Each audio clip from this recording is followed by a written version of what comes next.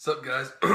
Welcome to another episode of Thirsty Thursdays, brought to you by The Daily Dude, only on Bro TV. So, before we get started, I have an ear infection, so I'm like 50% deaf right now. So if I'm talking a little too loud, I'm sorry. Hopefully we can get that fixed in editing. Otherwise, let's just move on.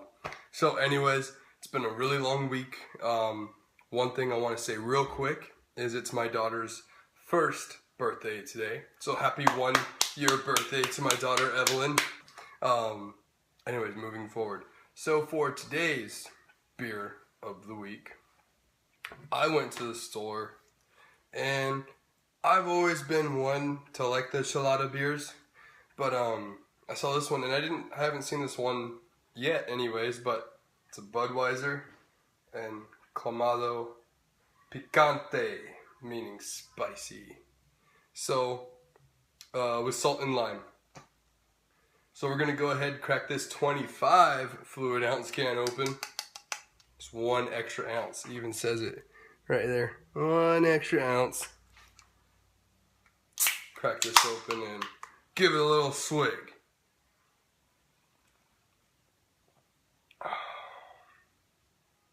Wow, okay, it's pretty good. So, number 1, it's smooth. Number 2, the tomato flavor isn't like overbearing to where you just taste like a bunch of Clamato. And 3, the spiciness doesn't have it's not in the aftertaste. It's like right in the beginning of the sip. So it's nice. So you don't get some funky flavor going on. Probably should have mixed it around before I opened it, but no, it tastes great. This is good beer to have during the summer. Again, since it's summertime, I've been reviewing a lot of like beers that you can sip while you grill, while you're sitting out on the porch or the backyard, just hanging out, having a good time. So this is one that I would definitely suggest. Now the Bud Light version, they only have the regular Chelada. They don't have the Picante. So if you want some spiciness, I would suggest adding a little bit of Red Devil into the beer, mixing it up that way to make it your own Picante. Or you can dice up some jalapeno and stir it around your brew. Oh, this is good. This is really good. Alright, so on to our drum roll.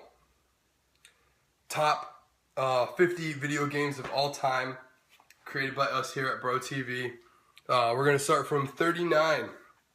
So this week, coming in at 39, we have Angry Birds. That's right. And we're talking about the whole series. Now, Angry Birds was a groundbreaking app that came out like 4 or 5 years ago now. Ooh, excuse me. I mean, if you're sitting, let's be honest, sitting in church, if you're at a relative's family function or something like that, it just kept you occupied during the most boring situations possible. And it's just a fun game. It's very creative. One of my favorites is the Star Wars version. The Seasons one is a good one too. I remember like 3 years ago, I got like 3 stars on all levels for December. I was like, yeah, I'm awesome. Alright, anyways, number 38. At number 38, we have the Tekken series. Tekken was a very cool game that came out for the PS1, PS2. I don't know if they came out with any PS3 versions, but Tekken Tag as well for the arcade was pretty cool. My favorite character back in the day was King, that like Jaguar dude with the mask and everything. He had like the coolest moves. He wasn't that fast, but he was a power player. Coming in at number 37, we have Destroy All Humans. It's a fun game. It's like a little cartoony, campy game. You get to run around as a little Martian dude and blow shit up, and you know that game kind of reminds me of like I can't remember the name of the game right now. It was a zombie game, but you were a zombie, and it was like a cartoon, whatever. Anyways, Destroy All Humans was really awesome. It came out with a sequel. Speaking of sequels, number 36, we have Unreal Tournament 2. What's up, guys? I'm going to go ahead and hijack Nick's video for a couple of minutes because he's moving on to what is one of my favorite games of all time. And to avoid any kind of confusion, he's actually talking about Unreal Championship 2, the Liangey conflict for the Xbox, not Unreal Tournament. For those of you that don't know, Unreal Tournaments were only for the PC, Unreal Championships were only for the Xbox. Unreal Championship 2 is easily one of my favorite shooters of all time. It was wildly fun, and it was mostly made for multiplayer. They put a story mode in it, but it wasn't really all that good. They just put it in there to have one. And the story itself was good, but it was just a bunch of multiplayer matches is essentially what it was. But the thing about Unreal Championship 2 that I love so much was it was madness. It was just outright chaos. It wasn't where you're on the ground and you run and gun. You could throw on mutators and you could jump 40, 50, 60 feet in the air, and you could do all kinds of stuff in the air. It was a game where it was impossible to camp, because if you managed to find a corner and pull out the sniper rifle, somebody's going to come falling down from the sky and shove a rocket up your ass. It was insane. The weapons were kind of neat. You had a tri-barrel rocket launcher. You had this shotgun that had shells that bounced off of surfaces and hit people. There was melee weapons, and you could use your pistols to freeze people and then hit them with these, finishing moves using melee weapons. But above all, the thing that made it fun was just the intensity. It was just high-speed madness. People jumping off of walls, fighting in the air, fighting on the ground. It was just really crazy. Everybody was moving. Everybody was going after each other. And there's no game that's come out that's like it. And it's a type of first-person shooter that I really miss. Modern war games are fun, but I miss just chaos. I miss unrealistic, big guns, jumping all over the place. That's why this game is always going to be one of my top games. It's a blast. Anyways, back to Nick. Sorry to steal your video for a second there. It's 4-2. And coming in at number 35, we have SOCOM US Navy SEALs, the series. These games were dope when PS2 came out.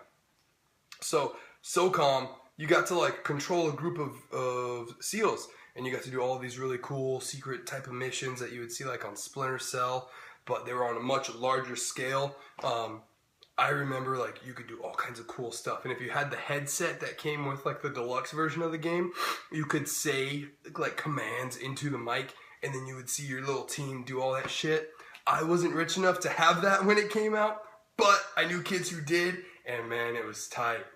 It was pretty cool, that game. It kept me busy and frustrated for a very long time. It was really cool how you could customize all the loadouts and whatnot. I would say it was a groundbreaking game. It really introduced the voice interaction into gaming. It was really cool, third-person shooter. So anyways, that'll do it for us here at Bro TV. Thanks for watching. Thanks for bearing with me through my 50% deafness. I'm waiting for my antibiotics to get done over there at CVS so I can pick them up. Again, happy birthday to my little sweetheart Evelyn. I love you, baby. Hope you're proud of Dad for what he's doing on the internet. Anyways, we'll see you dudes soon. Bro out. Oh, 1 second real quick. 1 second. Give me a couple of seconds here. I just want to do a little quick shout out. Hold on. Here we go. Here we go. Resume. That's right. That's right. I'm representing. I believe in you. Ted Wells, you're a dipshit. No proof. Probably. I know we already went over this in our last video, but for real, dude, you spent 6 months doing that. You can say we cheated all you want, but there's still no evidence. We don't do that shit. Bro out!